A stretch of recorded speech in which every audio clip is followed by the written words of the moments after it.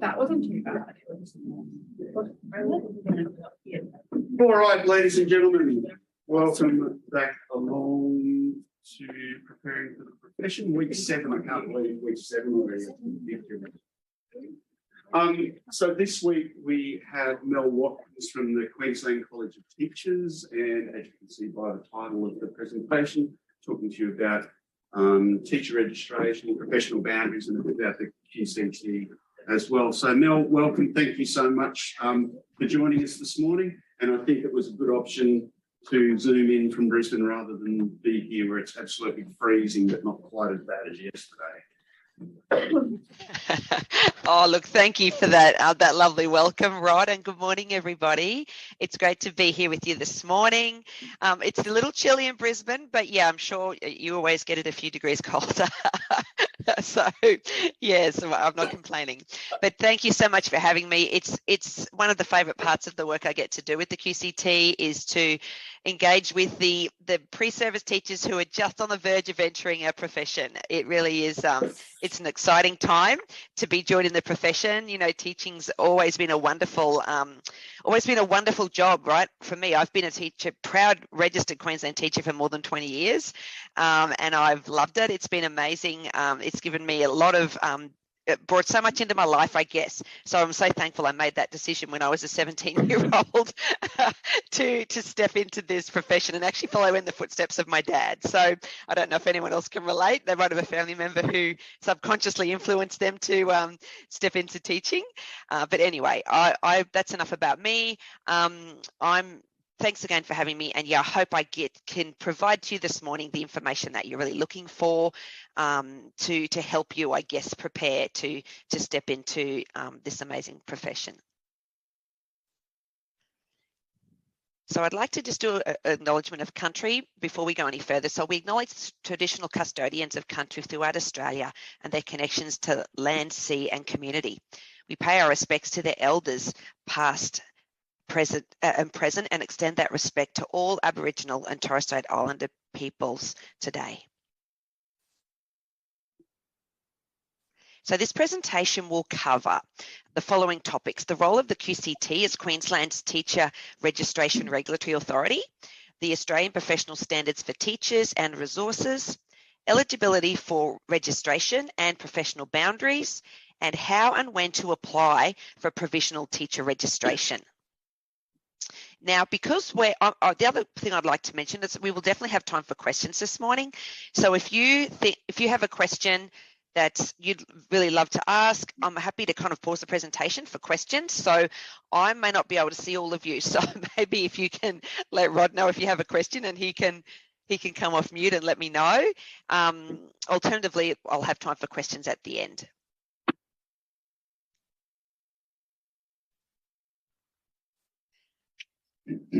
That's perfect. I found that share sound button too, right? So I'll be right for this afternoon.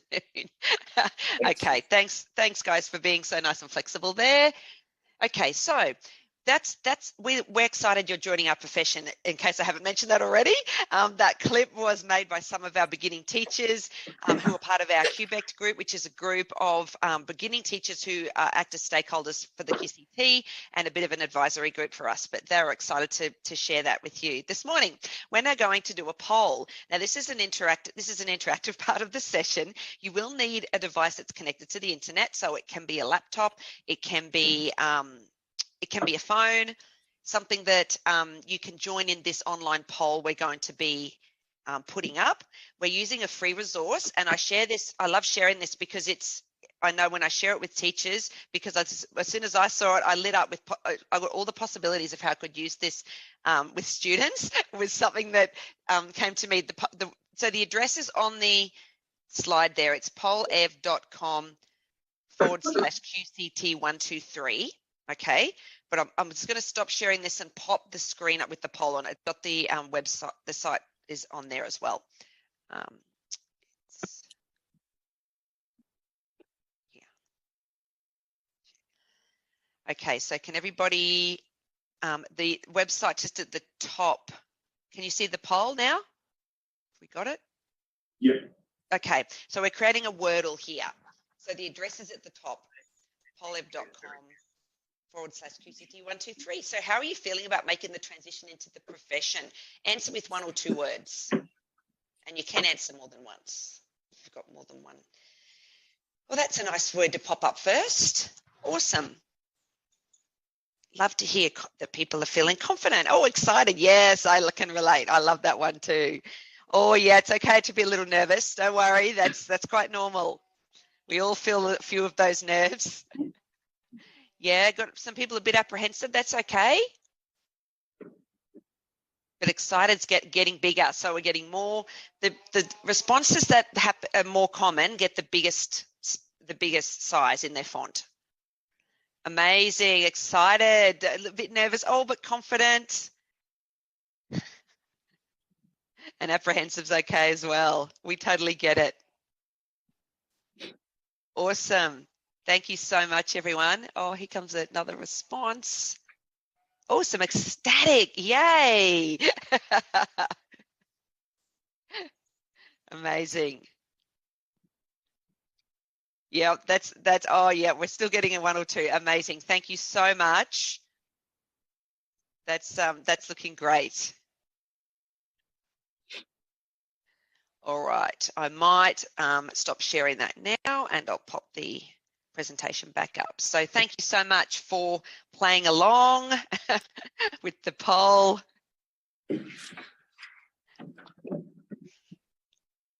We're only small groups. We won't worry about Yo Teach today. Okay, so let's talk a little bit now about the role and functions of the Queensland College of Teachers.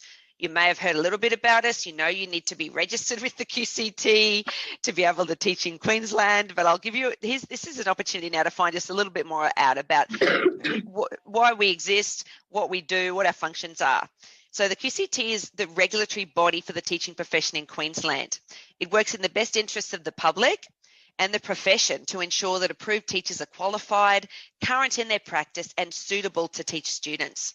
The QCT develops, maintains, and applies professional standards, codes of practice, and policies to underpin initial entry to and continuing membership of the profession. So key points, I guess, to know about the QCT. The first one is your profession is protected. Okay, the QCT has high standards for entry and expect high standards to be maintained throughout the profession. Being a registered teacher means you are qualified, suitable, and current. And the third thing to remember is your registration provides public trust in you as a professional and the teaching profession. So time for a quiz. Now, this is multi-choice, so don't worry. It's all good. How well do you know the QCT? If you listen to that last little bit of information, it might help you with some of these answers. Okay, let's look at the first question.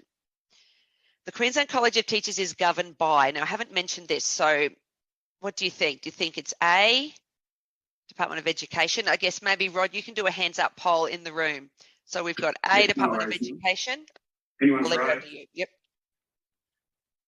B. Queensland. C. This one. Yep. C, a board. Or D. D, Queensland Teachers. Looks like we had a mixture of answers. We did. Yeah, that's okay. All right, so here it comes. So it's C.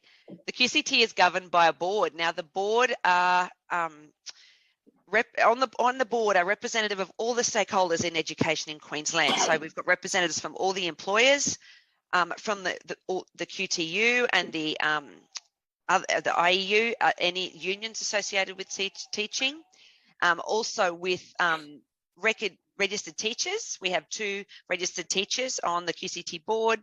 Plus we also have various deans of education from different universities across Queensland also sit on the board. So it's they're the voice basically that speak for the profession. They represent the profession and they direct all the work that we do. So we also have a parent, someone from the parent rep, what I'm trying to say, PNC, like the parent rep from across Queensland, someone to speak for parents. Yeah, they speak, that's a voice that determines the work that we do in line with what we are responsible for. So we're responsible, as I mentioned already, for protecting the profession, making sure only the right people are in Queensland classrooms. And we also are concerned with the currency of Queensland teachers, and then we're also concerned with keeping teachers moving through their profession, and that transition to full registration, which is ahead for all of you guys. And then the other point is that we also are concerned with child safety. That's a high priority for Queensland teachers. So, and then across all of that, we uphold the standard of the profession to the public. So, okay, second question. The QCT is responsible for, so have a look. Here's the multiple choice again. So we might do a hands up, Rod. Okay, so the first one, responsible for teacher registration. A few hands there. Employment, no hands, excellent. Curriculum development, no hands, all of the above.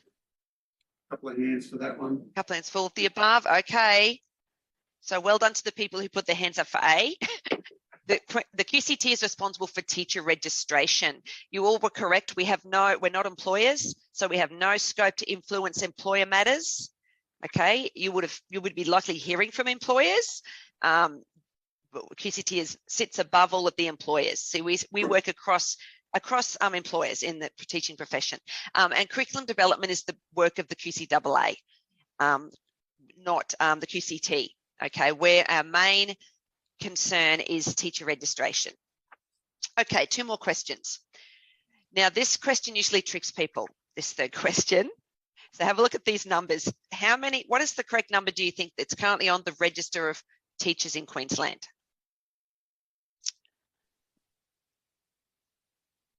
You want to do multiple choice again? What are your thoughts, guys? A? No, more. B? A few for B, C, a few for C, and D. A couple for D. Couple for D. Well, the Ds were correct. We're a big profession in Queensland. We're a big state with a big profession. Not all of these teachers are teaching in schools currently. Up to about 30% of them actually aren't teaching in schools. They're doing things like me, what I'm doing at the QCT, and maybe what Rod and other lecturers of yours are doing, right? They're working still within education, but not at a school. And that's something I guess I would recommend to each of you. Hold on to your QCT registration, even if it looks like you maybe are going to step away from teaching for a period. Hold on to it. Like there's been lessons learned through COVID. Teachers who stepped away from teaching and let their registration drop. COVID happened. Whatever they were doing, they couldn't keep doing, and they came back to the profession, but they had to come back at the beginning. Okay, they had to come back as provisionally registered. So, and if you've been teaching for a long time, that doesn't feel good. So there's regret. So I guess I would say to you, even if you travel overseas, keep paying your yearly fee. Okay, keep it current. That way, when you're ready, you just step back into it and you've lost nothing. Okay, that's a top tip from the field. in amongst the work of the QCT, the teachers I've spoken to who've been in that situation, yeah, that's some great advice. Anyway, I'm getting off topic a little bit. We've got one question to go. Now, I have given you a clue for this last one. The QCT deals with, which one of these is correct? What do you think? Misconduct? Got a hand for that one. Teacher transfers, behaviour management, and employment conditions. We've got a few more for employment conditions. Okay. So we're not employers, we're not a union, so we don't have any scope to influence any employer matters or anything to do with conditions. Okay. But don't worry if you thought that. That's why I'm here, right? I'm here to give you the information about who the QCT are and why they're so important to our profession. But we definitely do with A. Do you know, I had no clue about this when I came to the QCT. The QCT has a whole team of lawyers and investigators who are ex-Queensland Police who do this work, and they do it full time. Okay, it's only probably up to 1% of the profession of those 112,000 who are investigated each year by the QCT. But that's still a decent number, right? That still keeps the QCT investigation team very busy. So any misconduct, any legal matters gets referred to the QCT, any teachers who turn up to work drunk or, that kind of thing. They'll get referred to the QCT and they're required to investigate. There may not be any consequence of the investigation, or there might be. And I guess at the worst, at the very worst, with these misconduct inquiries can actually lead to a teacher losing their teacher registration. That's mainly to do with child safety. That's really where that happens, but that's still concerning. So yeah, that's something to, I guess, to know, I guess, that happens at the QCT. That's one of the roles that we have. Okay, you guys know a lot about the APSTs. You've been learning about them your whole course, right? We know, and that's actually great. We love that because this continues. When you hit the profession, this is actually what the APSTs are in the profession. They continue to be how teachers set their professional learning goals.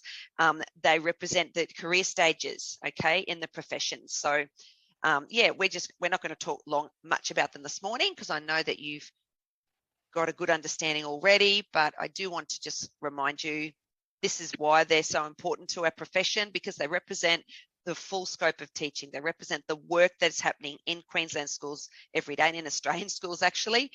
The standards are broken into these three important sections. There's professional knowledge, professional practice, and professional engagement to ensure that Queensland teachers continue to remain current and professional. The standards are organised across the career stages, which you would know, organised by focus, a focus topic, so 1.1 or 1.2, but then from there, they're then broken across into the different descriptors for the standards. This is helpful when you are teaching and you are your next goal is to move to full registration. Okay, it's good to have a look at the standards to look and see the difference between the career stages, what you have achieved already at the graduate career stage, and then where you're looking to develop to that proficiency of a proficient teacher. This is another demonstration of the standards across the career stages, but this also highlights next slide. This also highlights the verbs, the key verbs that are prominent at each career stage. So for the graduate career stage, you're asked to demonstrate your knowledge and understanding. When you become a fully registered teacher, so you make that transition to full registration, you'll be asked to demonstrate how you're applying the knowledge and understanding. And then the highly accomplished and lead teacher career stages are aspirational, but I have no doubt there are teachers sitting here today who will have highly accomplished or lead teacher career stages in their focus after their first 5 years of teaching. So that's exciting to think about. This career continuum highlights the different registration categories of a teacher and shows that you're at the start of your journey, developing your knowledge and practice.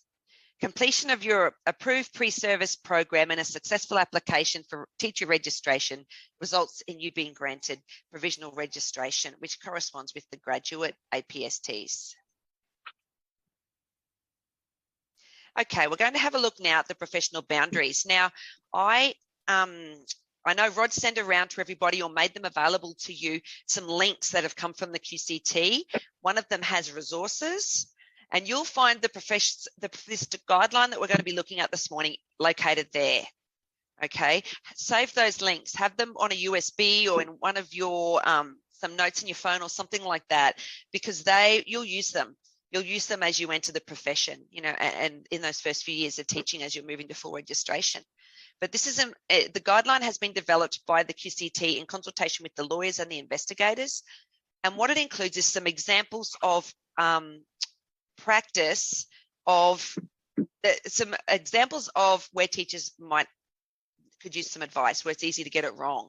So we're going to have a look at one of those this morning. But first, I just want to show you where in the legislation this all fits, because the QCT, it does come under legislation in Queensland, and it's to be registered as a teacher.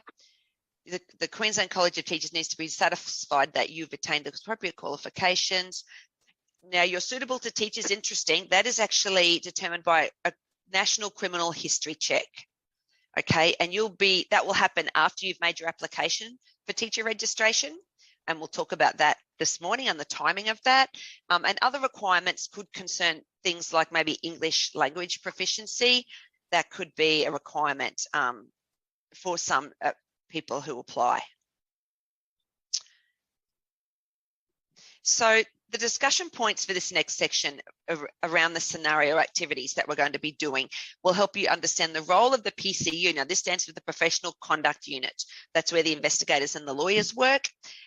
Social media conduct, relationships with former students, counselling students, and then where you'll to find resources for teachers to support you in navigating some of these interesting spaces that teachers sometimes find themselves in. This is where you can, I've mentioned you can find these resources on the links that we've sent around, but you can also find them on the website. The links I've sent you take you straight there, but it is available on the website. There's a whole section on professional boundaries. All of the resources are available there. You can find there the Code of Ethics for Teachers in Queensland, which is a statement of shared principles and expectations that underpin our profession, and it articulates 6 key values that are designed to guide behaviour and conduct. Now, these values are integrity, dignity, responsibility, respect, justice, and care. The vast majority of conduct notifications are received from employing authorities who have mandatory reporting obligations relating to allegations of harm to students due to teacher conduct. So we're going to look at one of the scenarios this morning. This one's about social media. So this is a scenario. I'll just give you a minute to read it.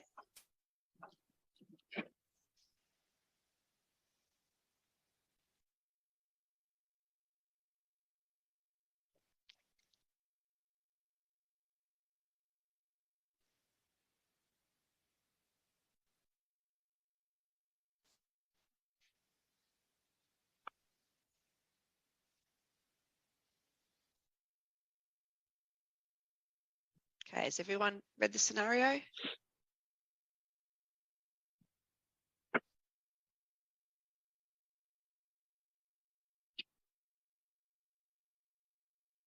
Okay. All right, so I want you to just think for a minute. You can have little talk at short tables. We're going to have a look now at what the negative consequences are from what all we know has happened so far. We don't know that anything more has happened than what we've seen, but let's just look at what we know has happened. Can you think of any negative consequences for the students involved and the student's family? Anyone got any ideas? You probably know a lot of this stuff from the conversations you've had with, supervising teachers and that kind of thing. All right, I'll give you some. Yep, go. Other Sorry. people's perception of what's happening could be different. You're right. Yep. Okay. That's true. It can be, there's different ways to look at what's happened, what we've read, right? There's different views. And when the investigators look at that, alarm bells ring. Alarm bells ring. Okay. Well, for this student, right, we don't know, there's the consequences from teacher misconduct are so far reaching. They're never just about the teacher. Okay, ever. There's consequences for the student. So here we go. Potential for oversharing of personal information. So a student could share more with this teacher than he normally would with the teacher. There's information could be overshared, and vice versa. The teacher may overshare with the student and cross that line that we have to stay behind of the professionalism that we're not friends with students. Right, we're not called to be friends, and the public don't expect us to be friends with students. They expect us to be a trusted adult, a responsible influence in their lives, So, okay, there's potential for oversharing, which we don't want. Confusion about the teacher's role. Is Mr. Jensen my teacher? Is he my friend?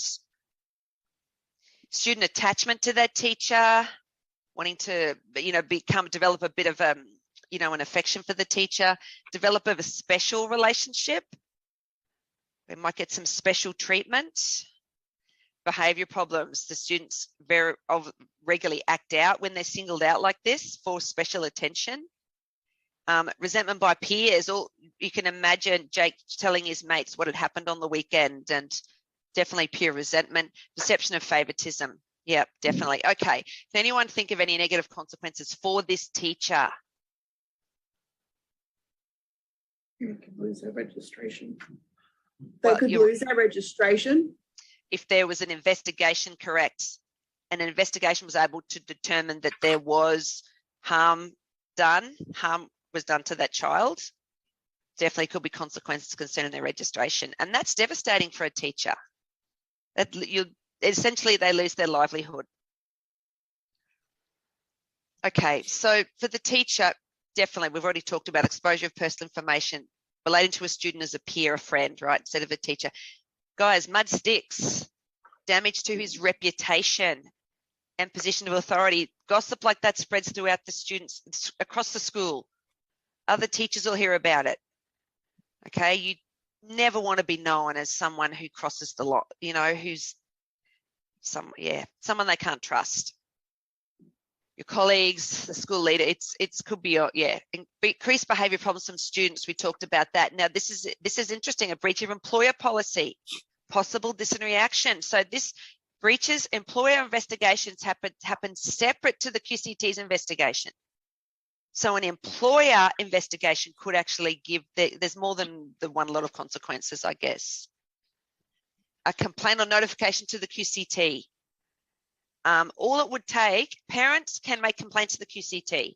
So can other teachers about teachers. Now, these are all investigated for, they're all taken somewhat seriously, but they don't all go very far, because there's certain criteria that has to be met for it to be considered at risk behaviour for students. Okay, but Jake's mum could definitely contact the QCT, and they would do an investigation. Okay, let's think bigger than this. What about the school and our profession? What's behaviour like this do for our profession?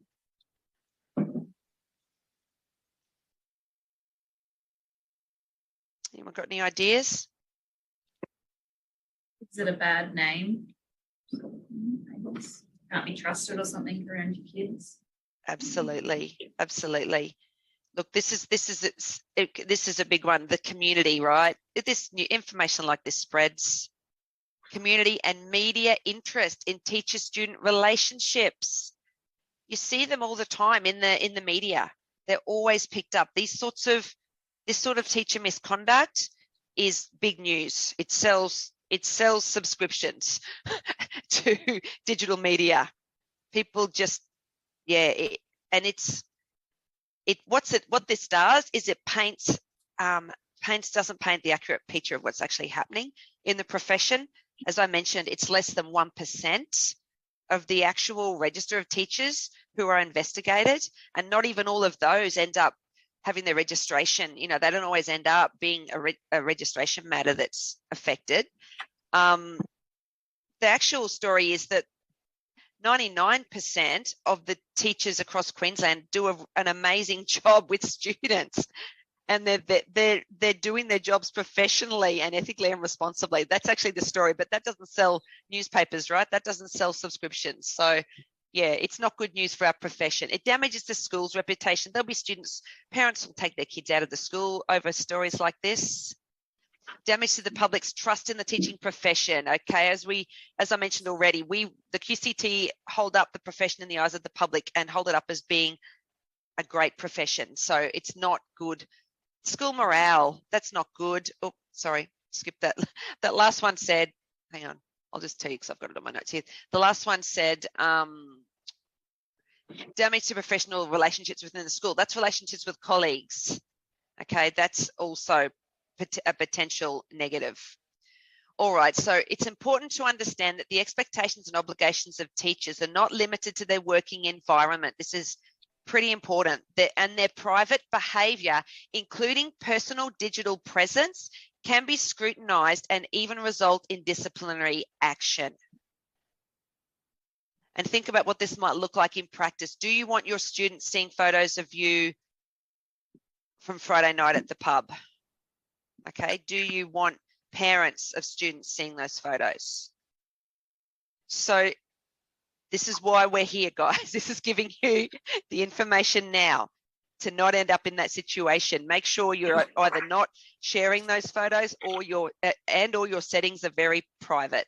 Okay, your settings are very private. Don't communicate with students through the wrong platforms. That example of gaming with Twitch, that's not the right platform to be communicating with students. That's not appropriate. Okay, keep it really clear. Don't get caught in these grey spaces. Almost all incidences of inappropriate relationships between a teacher and a current or former student begin with some sort of overfamiliar electronic communication. Okay, while this Twitch scenario doesn't appear sinister in intent, social media communication with students can be the beginning of a slippery slope or inappropriate and overfamiliar conduct. And before we move off, I'm just going to give you a little scenario before we move off this topic of the professional boundaries. So here's another scenario. This one's about Meg June, about relationships with former students. I'll give you a minute to read it.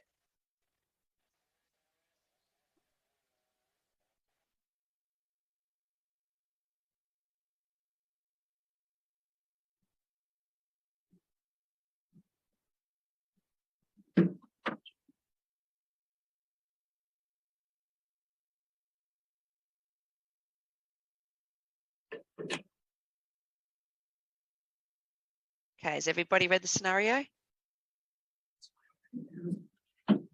Yep. Okay. Okay, so I want to hear from you now. You've probably heard a range of different positions regarding what is and isn't allowed when it comes to teachers and former students, no longer students at the school. Is Miss June's conduct in this scenario acceptable? Why not? So let's have a think for just a few seconds, and then I'm going to ask for hands up. Who thinks that Miss June's conduct is acceptable? Hands up for yes. Hands up for no. Hands up for maybe. Okay. So the answer, of course, is Miss June's relationship with a former student is definitely not acceptable. In a real life case with similar facts, these following penalties were imposed by QCAT. So this was the disciplinary outcome of a case very similar to this. Miss June's teacher registration was cancelled.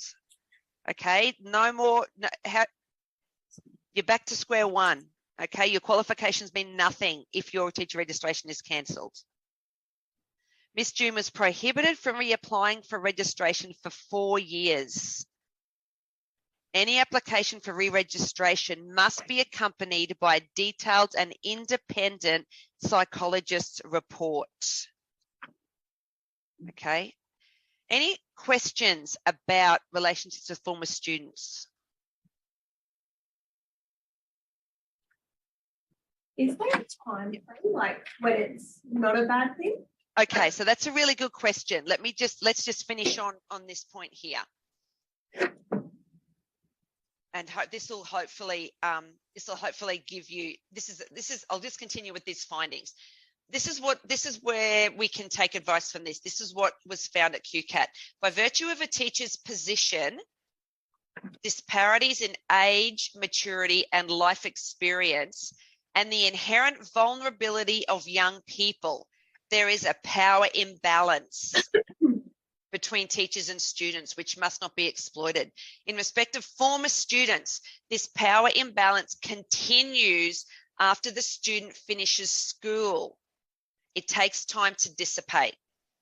Okay, and this was another case. The differences in power and authority which exist create an imbalance between the teacher and the student, which can continue even after the teacher or student leaves the school.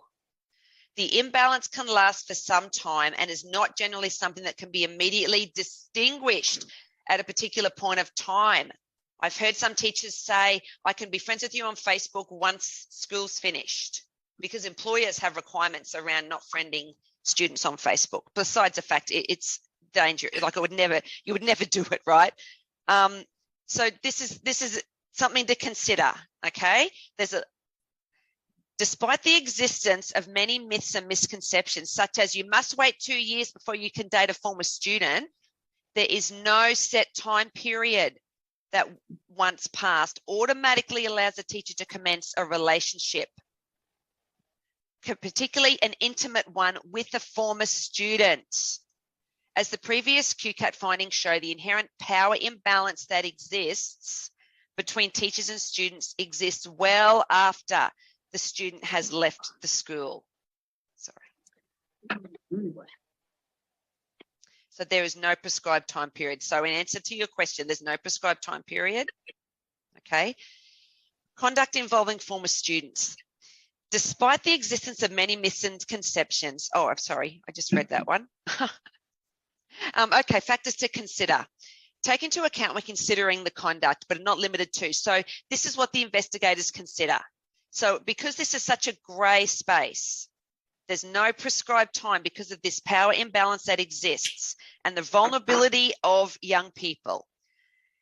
The investigators consider the years since the former student left school, the age difference between the former student and the teacher, the nature of the teacher-student relationship when at school. So was this student in your class? Were you coaching their sporting team? What was the relationship like when you're at school? What the nature of it? The vulnerability of the former student.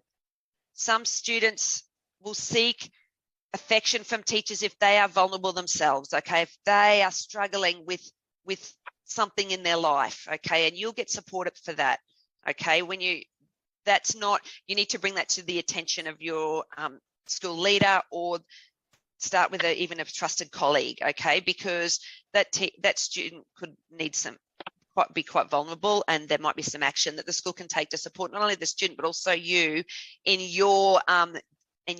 the best way for you to support that student, because you're not trained as a counsellor or guidance officer, or okay, that no one expects you to be able to cross that line, okay? So if a student is vulnerable and seeking extra attention or affection from you, that you need to do the right thing and seek advice on how to approach that situation. The emotional and maturity, we talked about that. Contact communication between the teacher and student since leaving school. So the answer is there's no prescribed, okay, there's nothing prescribed, but look, the advice in the QCT, just try not to go there.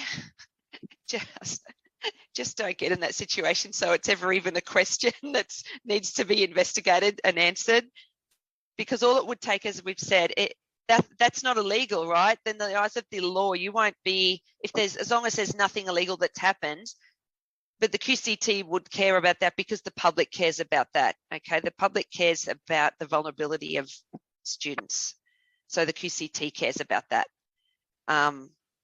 Are there any more questions? I hope I've been able to answer that, because the answer is there's not actually a number. There's a lot of factors. Yeah, go on. Is there anything if they had graduated a different school you had no association with, and you started dating them like a week after they graduated or anything? Is it only when they're a former student that there's? Yeah, look, that again, those factors that I've got up on the screen now, that's what will be looked at. So if you can say the years since I left school, 1 week's not that much. So yeah, but you could use that to. So I guess that's what I would say, because it's not. Each scenario is going to be different in how and what the outcome is in relation to the consequence to a teacher's registration, because they're all a bit different. Again, if you had nothing to do with the student while they're at school, that's a different scenario again. So if you're feeling a bit concerned about anything I've mentioned, I would recommend that you can confidentially call the QCT and speak to one of the investigators and ask questions about that. That's probably if you have anything you want to talk about in relation to an individual situation, I would get some advice around that before proceeding. Definitely. Is everyone okay with me moving on, or is there any other questions? We can definitely pause for them now. Okay, in that case, I'll move on. So there's resources, as I mentioned, available to support you with navigating this space.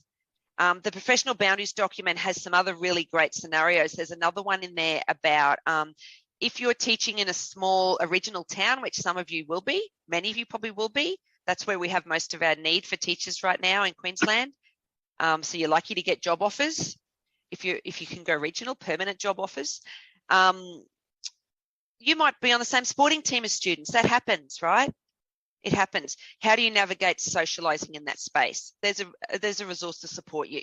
There's a scenario that tells you how to proceed.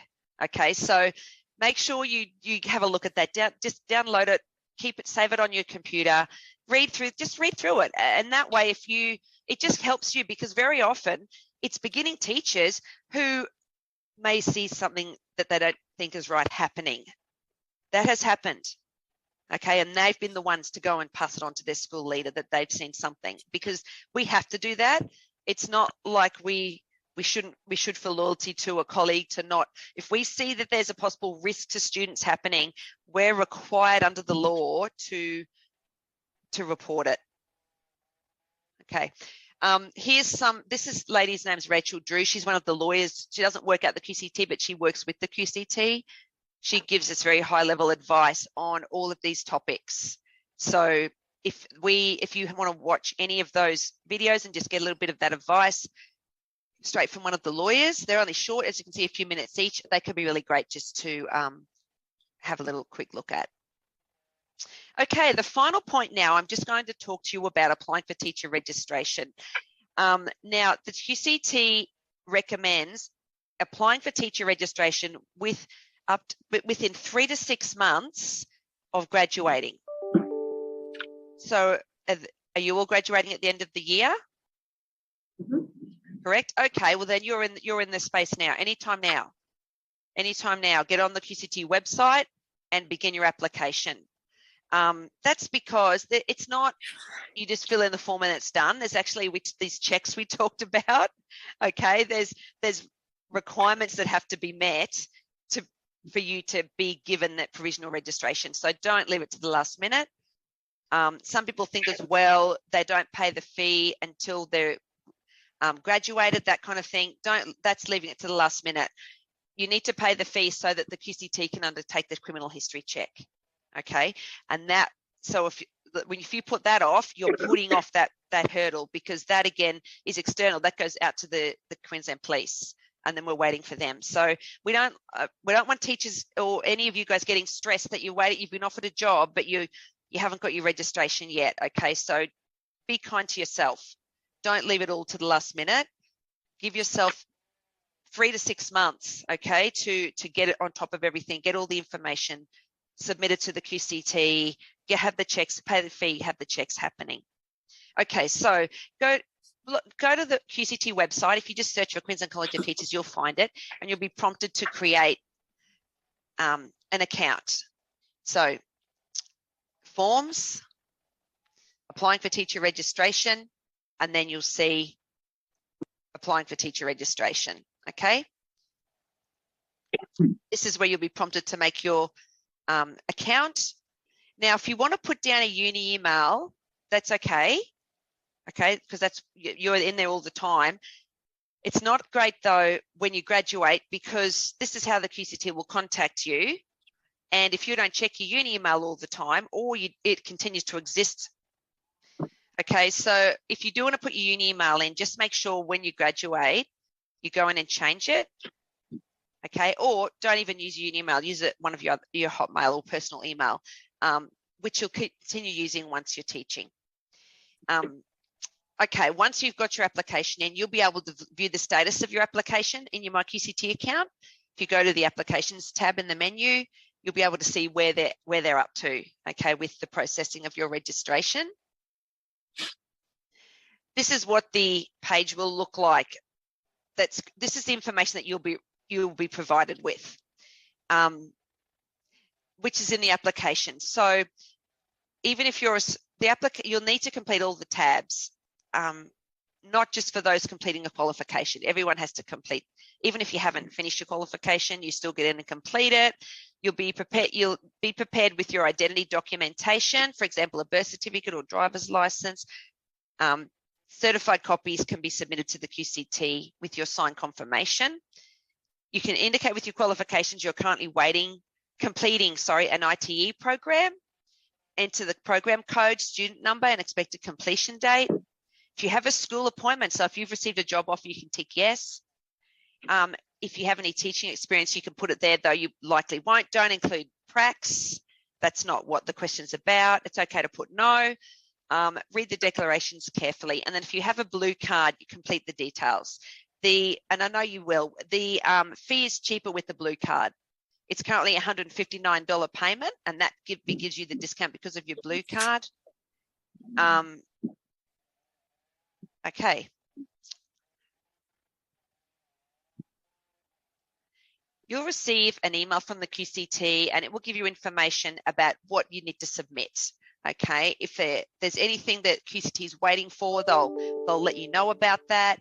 As I've mentioned, it's important to pay the fee and post your confirmation page, otherwise your application may lapse and you'll need to start a new application.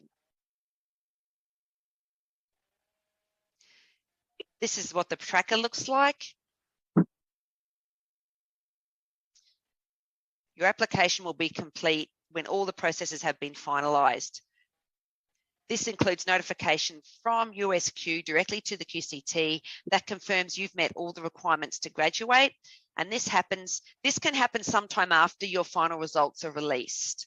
Okay, so the QCT can't actually give you a QCT registration until they receive that confirmation from USQ. So sorry. Happen automatically? Yeah, that happens automatically, yes. And USQ, so Rod may know, or he may know who you can find out from, will know the date that that's going to happen. They'll be able to tell you which date you'll get your final results, which date they'll be released to the QCT. The QCT will be advised. We don't get your results. We just get your name on a list from USQ that says these students have met all of the requirements to graduate. Do you have anything you want to say there, Rod, that I've missed? No, just that on the day that you receive your final grades, we send a spreadsheet of those names to QCT on that day. So, and I think that'll be somewhere. I think I looked it up at 11. It was 11th of November. I'll have a look and check. It's normally a little bit later than that, but I'll confirm that. Okay. Awesome. Okay, so if you want to see a little go through again of everything I just talked about, there's just a 5-minute clip on the QCT website, a short video about the application process. So just this process I've been chatting about now. If that's something you got, please feel free and go and watch that. I mean, this is a link. I can send you, Rod, the link of the video and this link if you want to hold on to those, because I know you may send this recording out to people and it could be handy that they have those links to watch later. Yep, that'd be great. Thank you, Mel. No problems at all. Okay, I'm in the home straight here now, guys. Join our digital community. So if you've got your phone there, take it out now. Go to Facebook, search QCT and make sure you give our page a like. We tell everyone to do this. This is how you can keep touch of what's going on in the profession. Because we regularly shout out the great work of Queensland teachers. It's great to be part of the conversation.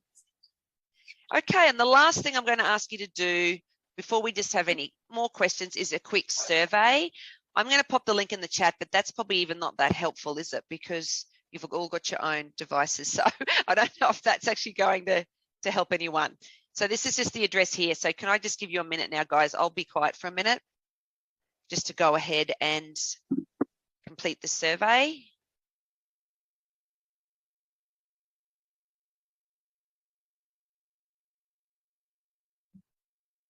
And just confirmation that result release for semester 2 is the 16th of November.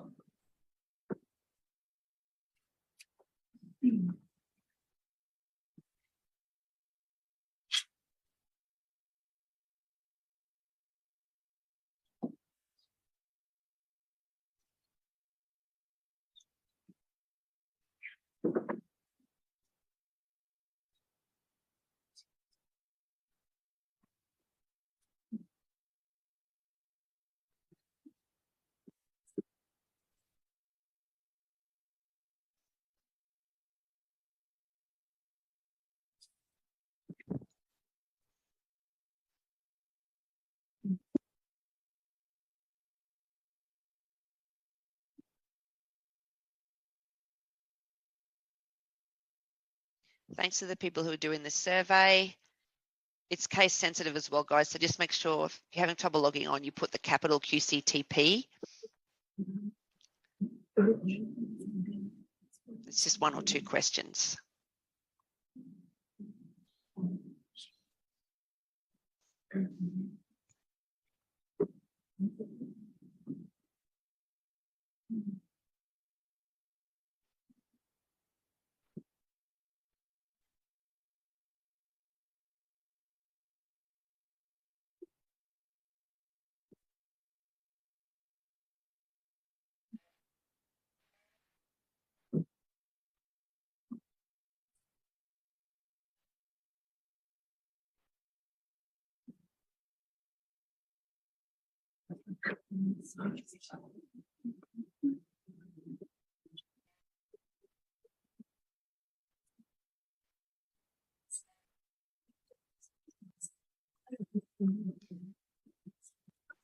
Okay, that's amazing, guys. Thank you so much for doing the survey.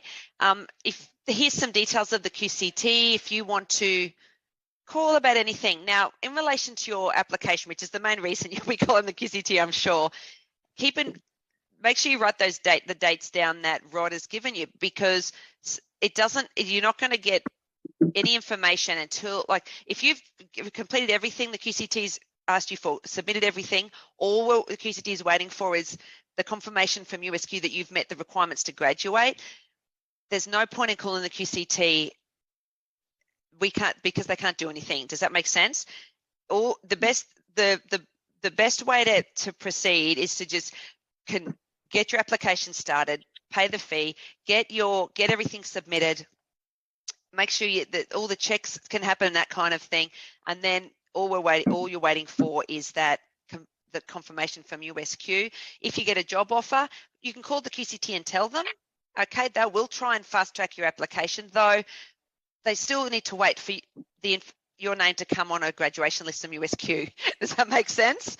So as long as everyone understands that, because it just gets frustrating for you and the QCT if there's people calling and there's nothing, that things are still the same, status the same until we get the final confirmation from USQ. Mel, that's a really, at that point, yeah. Sorry, that's a really good point. I just want to reiterate that one, that even if you finished everything and you put assignments in early and they've been marked and you know what your mark is, that 16th of November it's a concrete date. There's no way of getting results to QCT prior to that date. Now, I'm just stating that now because every semester I get questions about, can you release my results early? Yeah, I can, but it doesn't make a rat's of difference because that result release date is set in stone. Okay. Are they pretty good at releasing them on that? They are extremely good at releasing it because we're extremely good at getting your results done in time. Yes, amazing. Yes. Oh, okay. Well, look, I'm pretty much done, guys. It's 10:01. Are there any more questions? Any questions anyone's thought of that I can help with? Mel, I've got one, and then I'll go to Sarah. Okay. Are you aware of any kind of common sticking points in that application process where QCT gets lots of phone calls about a particular question where it says something that tends to confuse pre-service teachers and they're not quite sure how to answer? Well, the advice that I gave to you when we got to that slide is probably the main points that the team at the QCT get questions about. So I'll go over them again. It was just be prepared with your identity documentation. Okay, so that birth certificate, driver's license, passport. This section can be done online via secure online verification service, or certified copies can be submitted to the QCT with your signed confirmation. So this is important. You have to be able to prove your identity. So, and do the quicker you can do that, that kicks on to the next step. Some people are a bit slow with their documents, so I guess if you can just have them ready and do it online, that's probably the easiest thing. With your qualifications, make sure you're just ticking, you're still completing an ITU program code.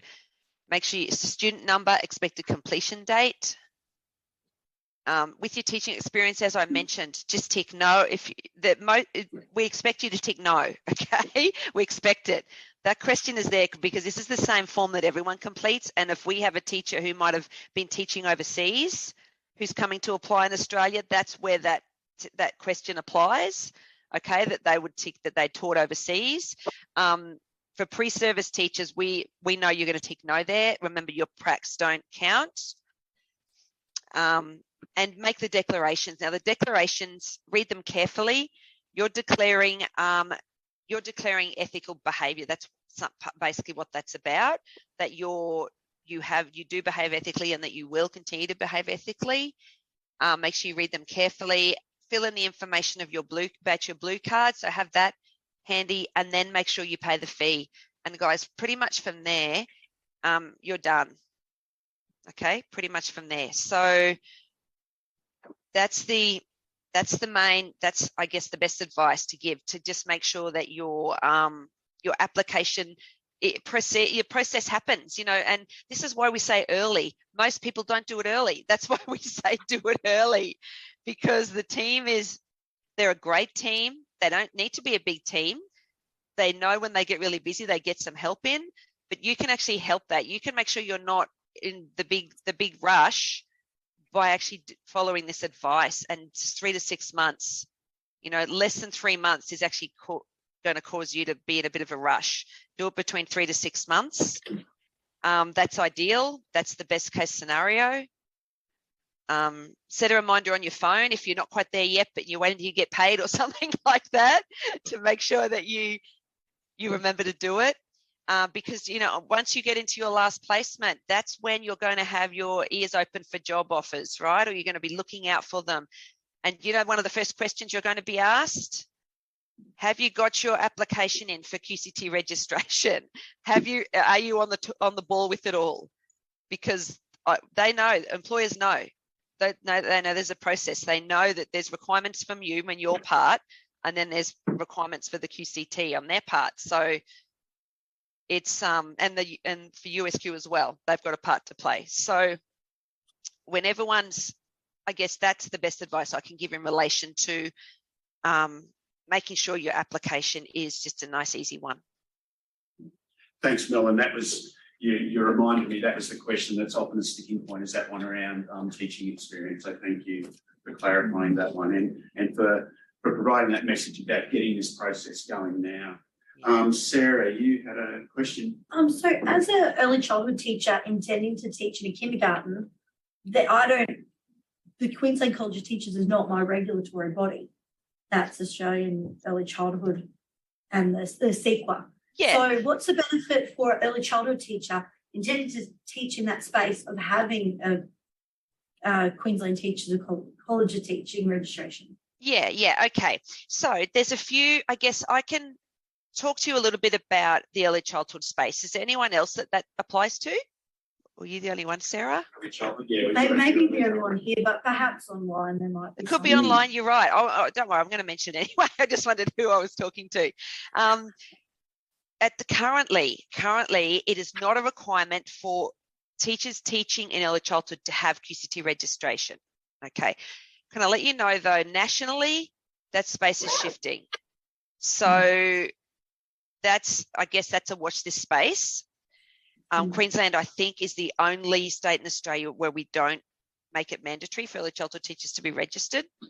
So that's very much a political space somewhere that is shifting. Yeah, I know they're trying to do it. But I guess for you, it's really up to you as a professional.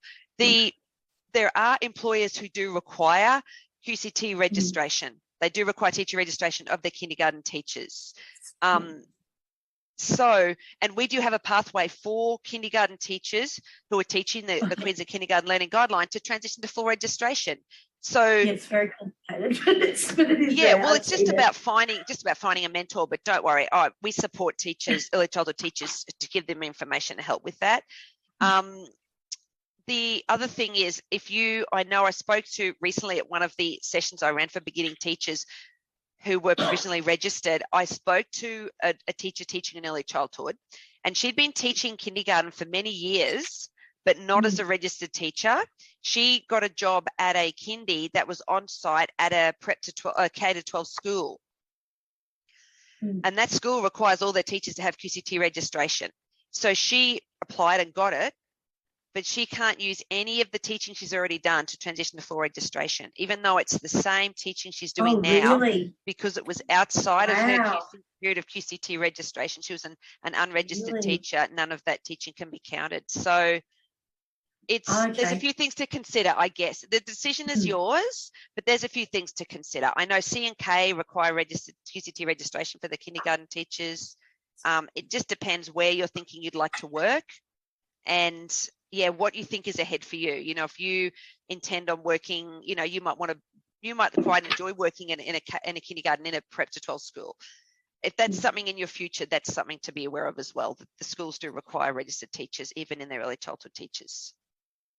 I think another consideration there too is around if you're going to mentor pre-service teachers, that having a teacher registration might be a good extra sort of thing to have there. But as Mel says, just something to consider. Definitely, Just with the forms of identification, I think I read somewhere, and I could be wrong, that we have to get it witnessed and signed by a JP. That's if you're doing, so you can, there's two ways. You can do it online through secure verification, online verification service. You only have to get it certified if you're printing them out and posting them to the QCT. Okay, that's right. It's only if you're making copies. If you're just uploading it through the secure digital platform, there's no JP required. Yeah. It's only if you're taking the method. You don't want to use the online method of having your identity verified. If you want to make copies and post it into the QCT, the copies need to be verified. Certified by JP. Yeah. And the online stuff's really clever now. I've done it with a couple of other things, and it's amazing information they already have. So good. Yeah. Mr. Chair, you have a question? I did. When I applied and got my application, whatever, they automatically sent me to get a Tracer account to recruit me as a teacher doing, what does it say? Was that from QCT or was that from the Department of Education? I'm not sure who it was from, but it's like I shouldn't be allowed to do that. But it's saying that they've reviewed my application and they're happy to take me on, and it's like I shouldn't be allowed to be a step-in teacher, right? It probably won't. It won't allow you to do anything until your registration has been processed. Yeah, and I think you identified Rod. That wouldn't have come from the QCT. We're not employers, so we don't have any. We don't have any scope to influence in employer matters. But it probably came from maybe the Department of Education. Cool. Yeah. So it's basically them just saying, look, hey, this all looks great. And you would have put a completion date on there of sometime in November. And they're basically saying, look, put yourself onto Tracer because once you reach that date, you'll be eligible and everything. You don't have to do it. Cool. Okay, any other questions before we thank Mel and send her on her way? Okay, if there are any other ones, please email me and I can then communicate with Mel to get some clarification as well. That sounds perfect. Well, thanks again, everybody, for your attention. All the very best with everything that's ahead for you, finishing your course, your final placement, your TPA, whatever's still ahead for you. Good luck with all of it. We're looking forward to having you join the profession and, stay in the profession. So thanks, everyone, and thanks, Rod. Thanks. Thanks for that, everyone. Bye. Bye.